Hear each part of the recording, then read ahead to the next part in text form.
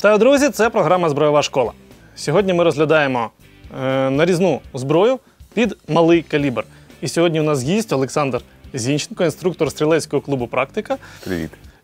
Великий любитель карабінів під малий калібр, наскільки я знаю. Фанат. Треба зазначити в першу чергу, що малокаліберні гвинтівки і карабіни є найпопулярнішим і найпоширенішою нарізною зброєю у світі.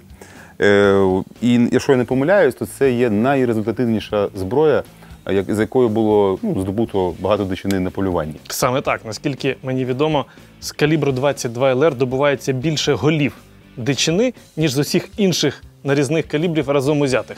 Ну, правда, голови досить маленькі, але про це трошки згодом. По-друге, чи навіть по-третє, дуже важливий фактор – це вартість самої зброї. І ще особливо вартість набою до цієї зброї. Так, вартість пострілу. Зараз на теперішній момент один набій коштує щось приблизно біля 2,50 можна вкластись.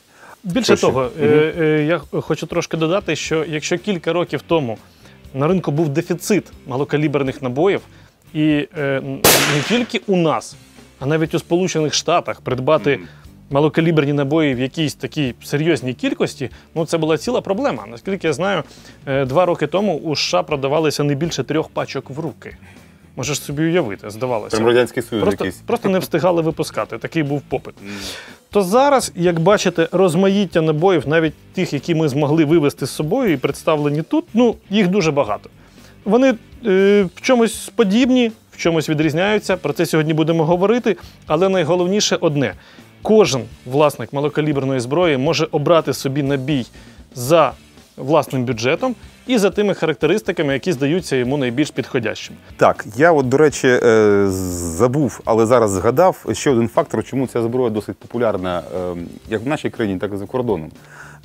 Вона дозволяє, завдяки своєму малоімпульсному набою, дозволяє стріляти абсолютно комфортно дітям, підліткам, жінкам, дівчатам. Тобто є ідеальний з точки зору входу в стрілецький спорт. Тобто чудова зброя для навчання? Абсолютно. Так. Перш за все, це стосується спортсменів практичної стрільби або динамічної стрільби. Тобто тих спортсменів, яких великий настріл і які досить тривалий час проводять на стрільбищі. Які просто треба багато стріляти і не витрачаючи на це всі гроші, які є. Абсолютно, так. І враховуючи її невеличку віддачу, я ж кажу, що ця зброя дуже комфортна для різних, скажімо так, вікових верств, категорій наших людей. Ну, я від себе хочу додати, що ось така зброя точна, тиха, комфортна, з якісним оптичним прицілом, вона може і повинна використовуватись для навчання стрільбі високоточній. Тому що вона дає ази, вона дає людині розуміння, як що працює, як працювати з вітром, як налаштовувати оптичний приціл. І все це за дуже невисоку вартість пострілу. Як ви вже чули, від 2,5 гривень. Ну, але це досить загальні слова. А тепер давай перейдемо до конкретики і розглянемо ту зброю, яка зараз у нас в руках. Отже, друзі, сьогодні ми маємо зброю австрійської компанії ISSC. Компанія ця працює відносно недавно, десь з 90-х років минулого століття, але вже стала цілком відомою завдяки випуску ось таких досить точних, надійних та цікавих зразків малокаліберної зброї.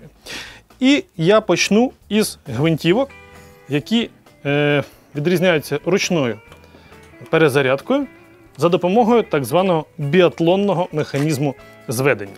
Як бачите, ось такий важіль на правому боці гвинтівки, він призначений для того, щоб виконати викид стріляної гільзи та досилання нового набою із магазину однією рукою. Виглядає це приблизно ось таким чином.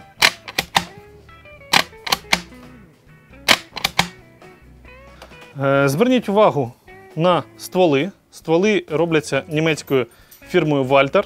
І, як бачите, на кінці ствола є дульна різьба, досить стандартна, на яку можна встановити ось такий недорогий, але досить ефективний саунд-модератор норвезької компанії ATEC. В принципі, зброя під калібр 22 ЛР і так не дуже гучно стріляє, а за таким модератором постріл стає зовсім тихим, особливо якщо використовувати набої з дозвуковою швидкістю кулі.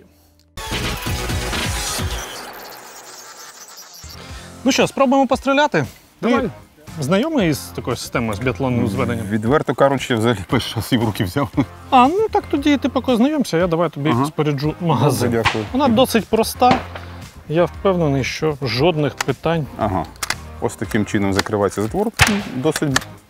Досить зручно. Тим часом я майже впорався.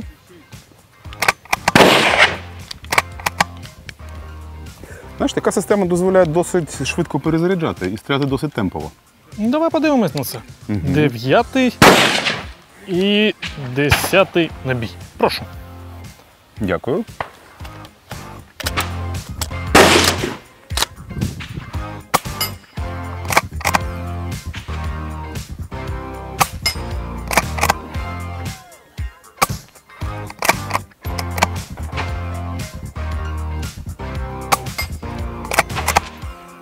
Взагалі не треба жодних наушників. Слухай, у мене повне враження, що влучання цього набою у гонок звучить значно голосніше, ніж постріл з цієї гвинтівки. 100%. Я навіть не відчув, що перші рази я вистрілив. Думав, що осічка була.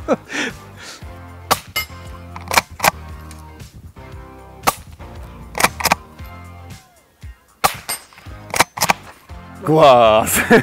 Супер! Давай ще я спробую. Слухай, ну взагалі ззаду, я от стою ззаду, буквально у 2 кроках від тебе, я пострілу не чую.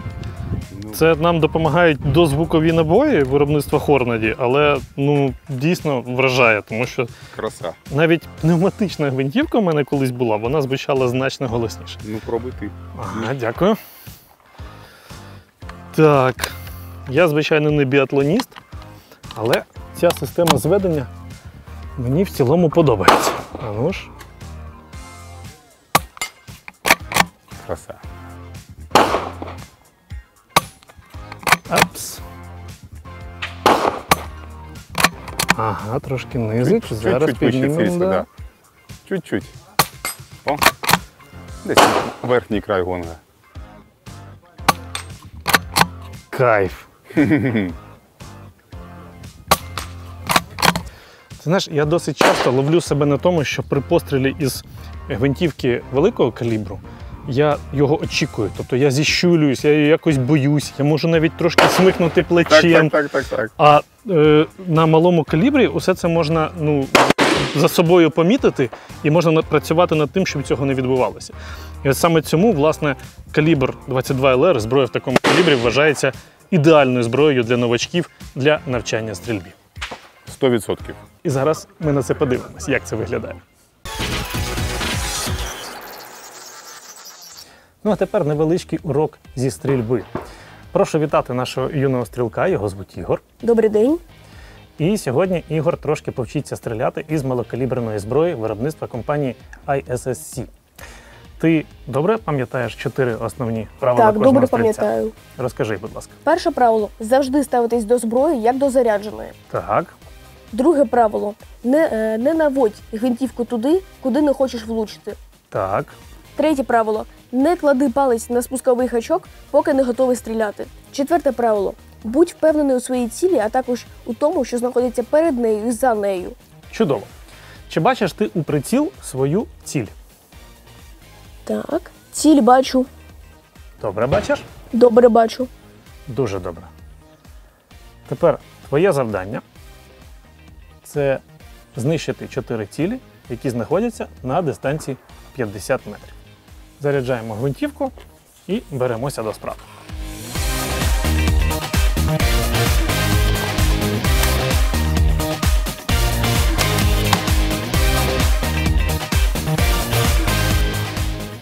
Ціль знайшов. Готовий до стрільби.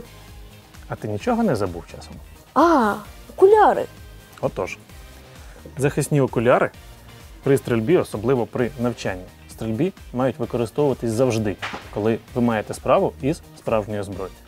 Ось тепер, прошу, по готовності можеш приступати. Готовий до стрільби. Знімай з запобіжника і приступай.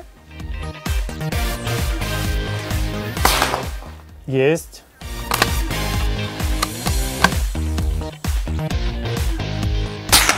Єсть. Влучання.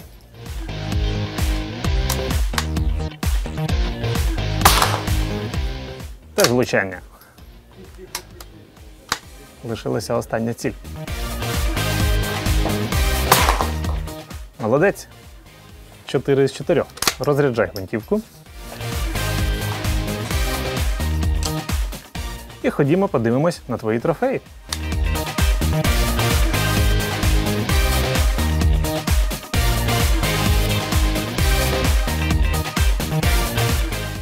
Ну що, я тебе вітаю з першими трофеями, нехай навіть трошки вегетаріанськими. Тобі сподобалося? Так, звісно. Ну, це найголовніше. Але тепер, за законами полювання, усю здобич, яку ти здобув, треба з'їсти. Ну, але це вже за кадром.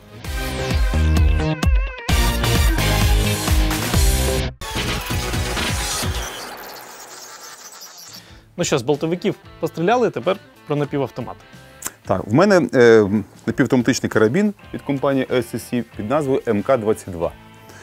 Не дивлячись на його такий дещо футуристичний вигляд, але всім добре знайомий завдяки, мабуть, більшості комп'ютерних шутерів, так?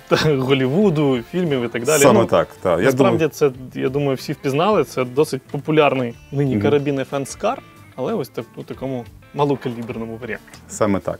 Але це в основі лежить, в принципі, всім добре відомий класичний напівавтомат калібру 22 ЛР, і автоматика якого заснована на вільному ході затвора.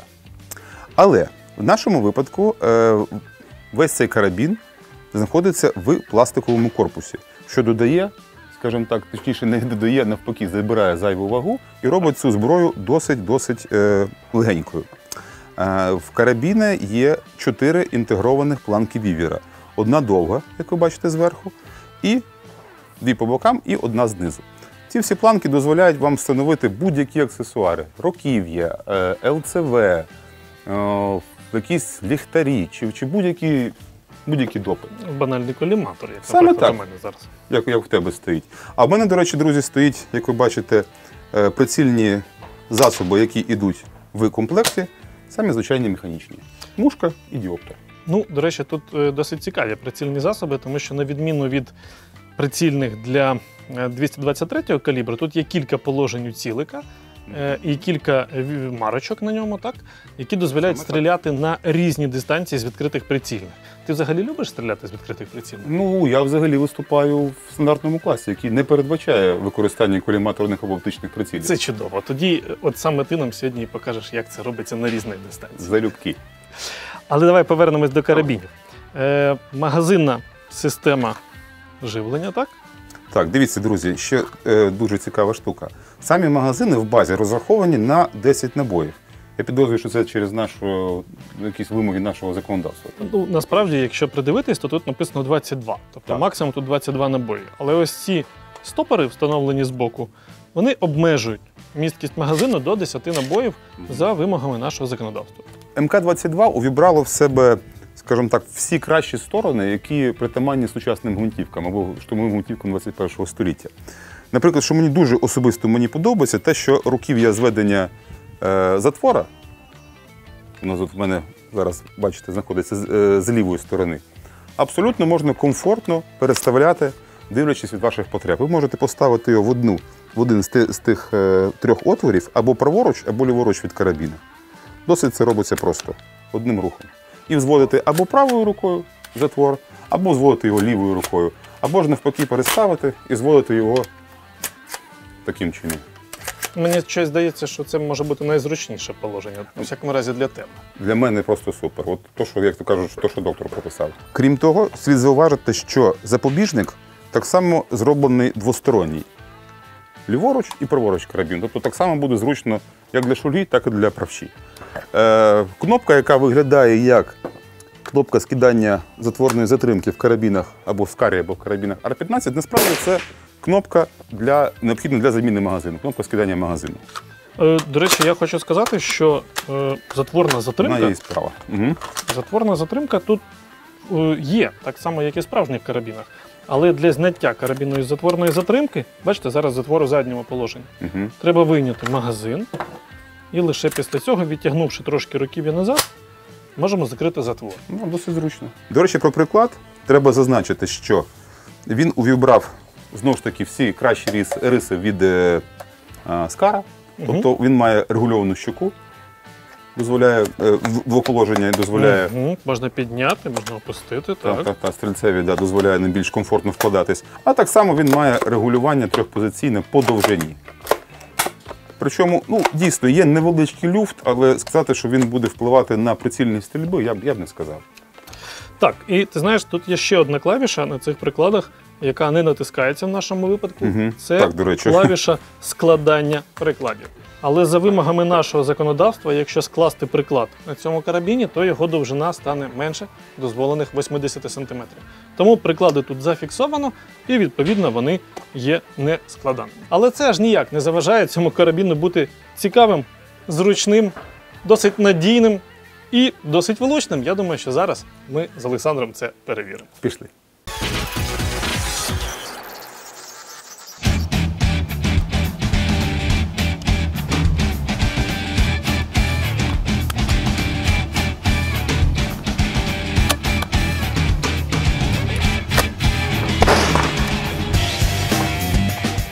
Готовий.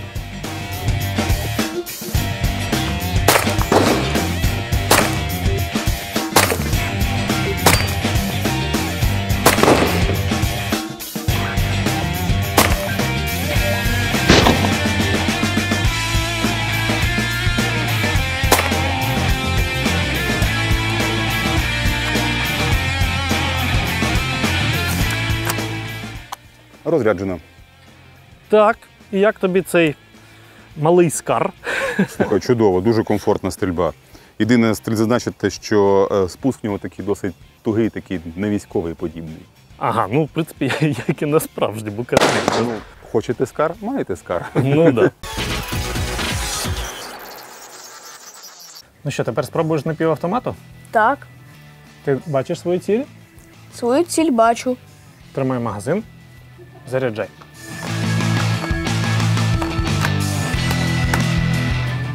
Перевір, чи добре стоїть.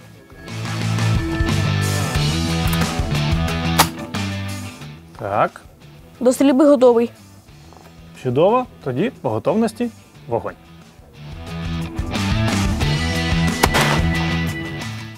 Вище.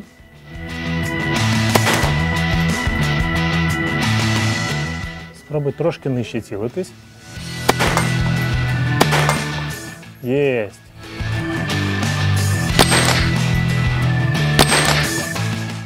Чудово. Поспішив. Влучання. Влучання.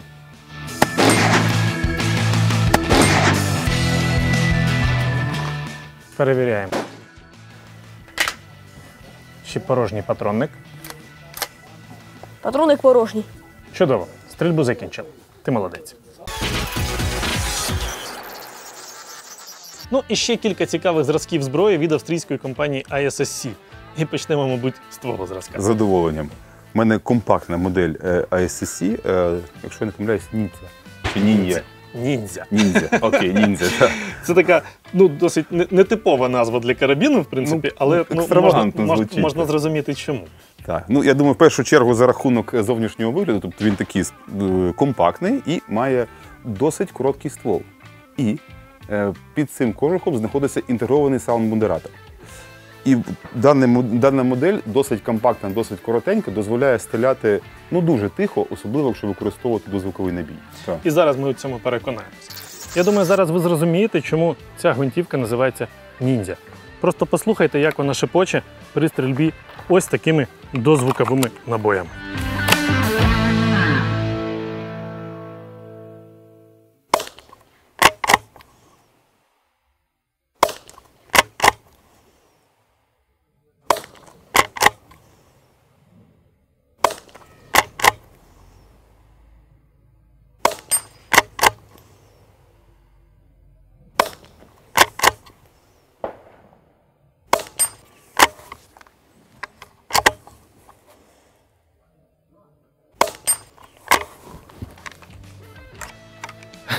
Ви почули, навіть без встановленого зверху оптичного прицілу мені вдалося кілька разів влучити у наш сталевий годах.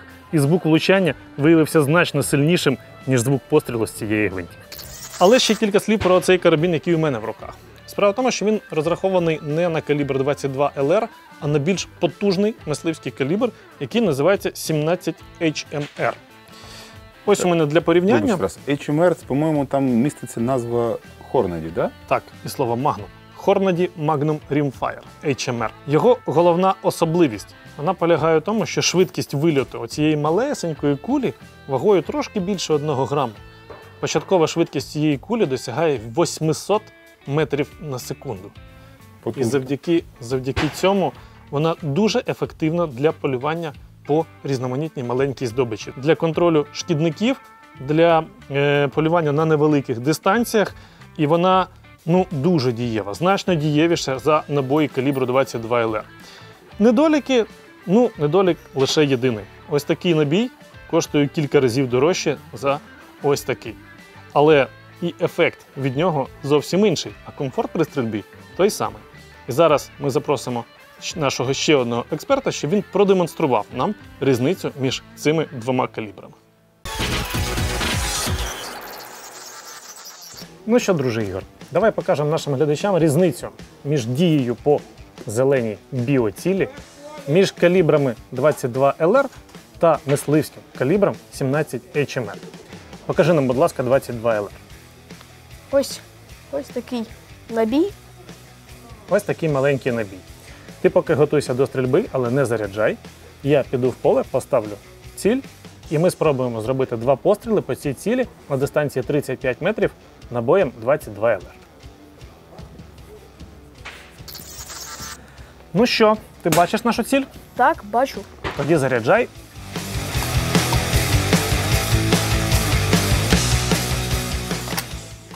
Молодця.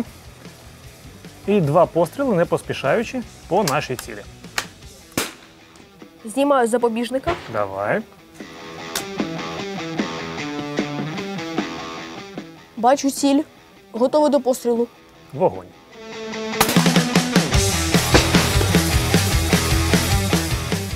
Єсть. Ще разок.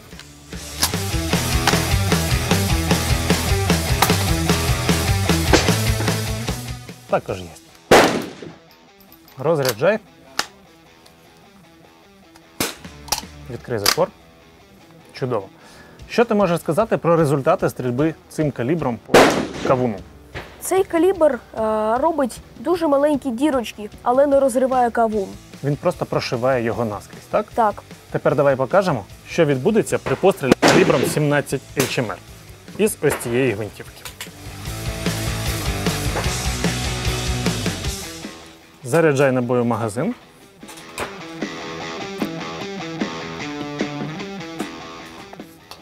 Не поспішай, не поспішай. Так. Ставлено. Закривай затвор. Бачиш нашу ціль? Так. Готовий до пострілу. Давай.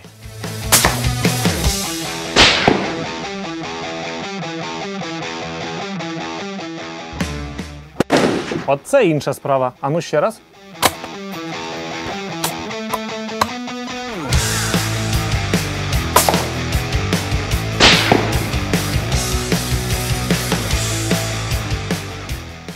Молодця. Розряджай. Ну що, друзі, я думаю, що цю різницю ми вам продемонстрували досить наочно. Тільки той кавун я сьогодні вже їсти не буду. Ну добре, добре. Знайдемо тобі цілий кавун.